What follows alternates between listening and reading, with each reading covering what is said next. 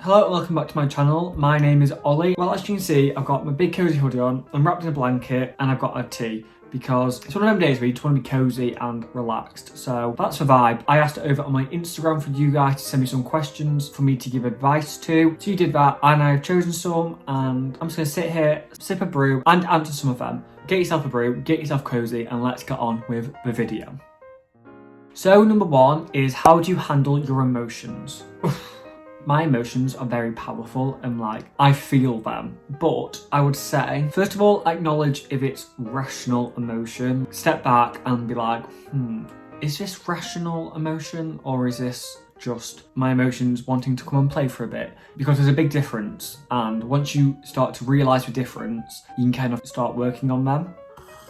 If it is rational, go about that, but just try and take a few breaths and then calm whatever emotion it is down a little bit and then confront whatever the emotion is about. Don't feel like it's wrong or bad to be emotional, because emotions are normal. Emotions are what make us human. You know, feeling things makes us human. You have to always remind yourself, so no matter what emotion you're in, try and always remind yourself, this emotion's only here for about so long. Feel the emotion, because you should always feel your emotions, but then once I'm feeling it, come out of it and then do what you've got to do. Never act on emotion. I hope that helps. Next one is, how do I tell my friend I like her?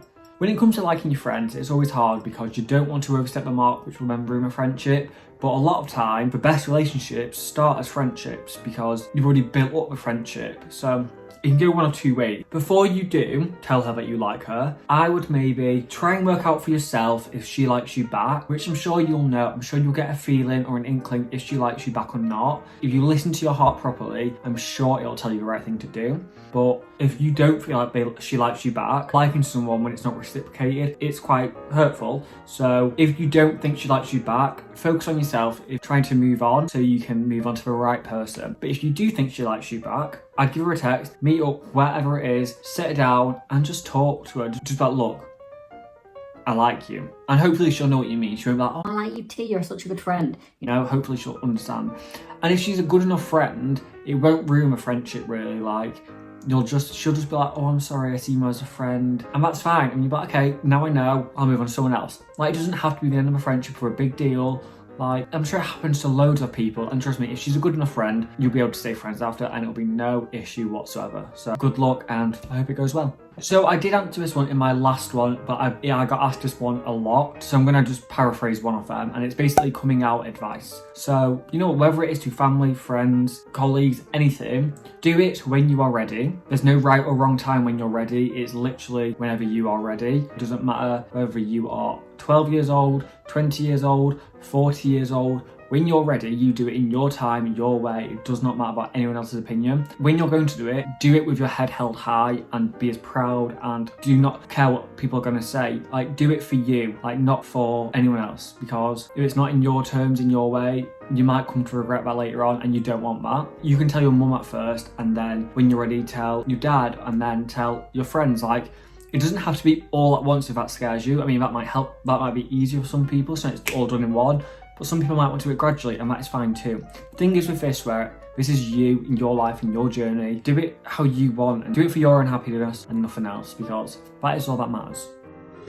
The next one is how to build up confidence, and I'm going to keep this one quite short because I've got a video coming out sometime this month all about self-love and confidence and things like that. So if you want more on that, subscribe to the channel so you don't miss it. But for me, things like confidence, it's something you have to teach yourself. You can spend hours on YouTube, you can spend hours talking about it or reading books, which do help. They do help and they help you realise a lot, but it's a mindset. It really is a mindset where you realise your worth. This is your life, to live it for you. Don't be ashamed of who you are. No matter who you are, don't be ashamed of it, because it's who you are and it makes you unique and it makes you special. You realise this is your life, so you're only going to live it for you, not for the justification or the acceptance of anyone else, because anyone who's meant to be or worthy to be in your life will accept you, not judge you, no matter what you're doing or who you are. I say this like I'm the most confident person in the world. Me on a stage in front of people, I will burst into tears and I will run off that stage. But that's something I need to work on, and that's okay. Next one is, I'm being bullied, how do I ignore them? And this kind of ties back to the confidence one, where these bullies, in my eyes, a bully is someone who is very unhappy in their own life, whatever they've got going on, they're unhappy, so they're having to project it onto other people, so they're unhappy, so they don't feel as alone. Okay, so remember what a bully is, and then feel for that bully. It's sad that they're so sad they have to try and make others sad to make themselves better. In a way, you start to feel bad for them, and then every time they attack you or bully you, doesn't hurt you because you know they're hurting themselves inside. Bullies tend to insult you or attack you about things that they're insecure about themselves, okay? Once you are aware of what they're doing and stuff, it doesn't hurt you because you just know they're trying to project their hurt onto you. Even if what they do say hurts you, try your best not to show that it hurts you. Once they see things hurt you, they'll play on that and they'll keep going. Keep ignoring them, they will get bored. Also, if you are being bullied, tell a friend, a parent, a teacher. Normally tell someone in control. Even if it's at work, tell the boss, because they will do something about that bully. And then, yeah, stay strong and stay gracious and stay yourself, and you've won.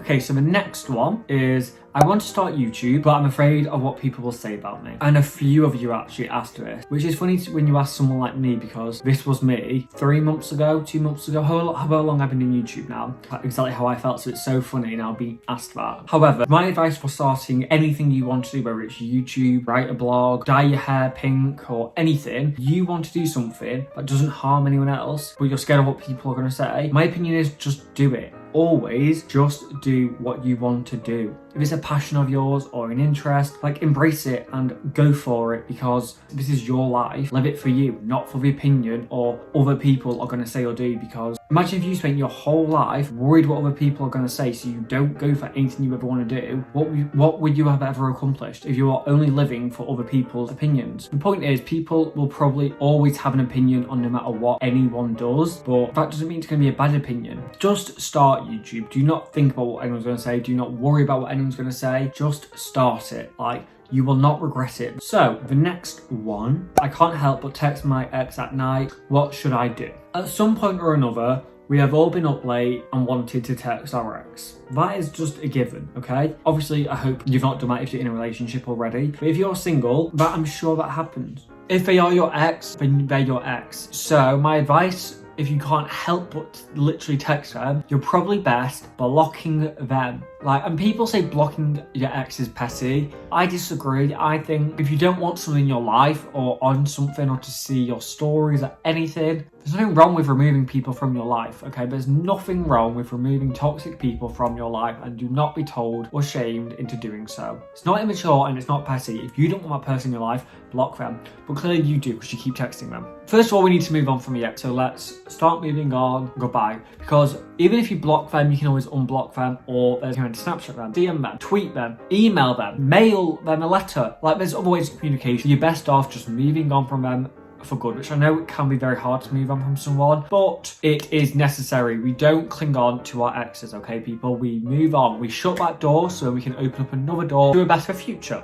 Okay, so you have to just embrace that it is over. You're living a new single life, and it's going to be fun. It's going to be good, okay? Block them and move on. Every time you want to message them, remind yourself of me saying, don't message your ex. If you want to text your ex, screenshot this and put it as your wallpaper, because then every time you go on your phone, you'll see me say no. So yeah, you're welcome. So next one is, which vegan milk is best with tea, cereal and the rest? So I imagine that means which vegan milk pairs best with things. This is my personal opinion. You may really disagree with this. Oat milk is best probably in a cup of tea and in cereal, in my opinion. After oat milk, I always have coconut milk. I use coconut milk a lot for curries, sauces, and either a coffee, an iced coffee, a frappuccino, anything with coffee, coconut milk, it just works, okay? Like a coconut vanilla latte.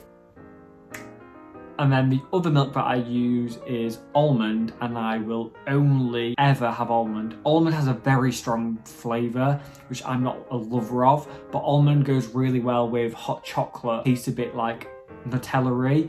Oh, and the soya chocolate milk.